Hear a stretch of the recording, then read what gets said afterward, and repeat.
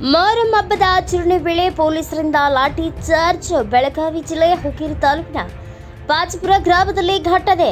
ಪಾಚಾಪುರ ಗ್ರಾಮದ ನಡುವಿನ ಪೇಟೆ ಬಳಿ ಬಂದಾಗ ಏಕಾಏಕಿ ಲಾಠಿ ಚಾರ್ಜ್ ಮಾಡಿದ ಪೊಲೀಸರು.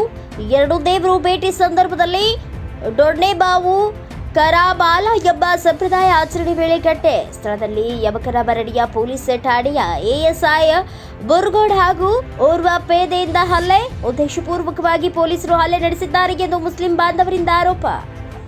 Dadu Lokhande, NS News 28 Kannada, Raybag.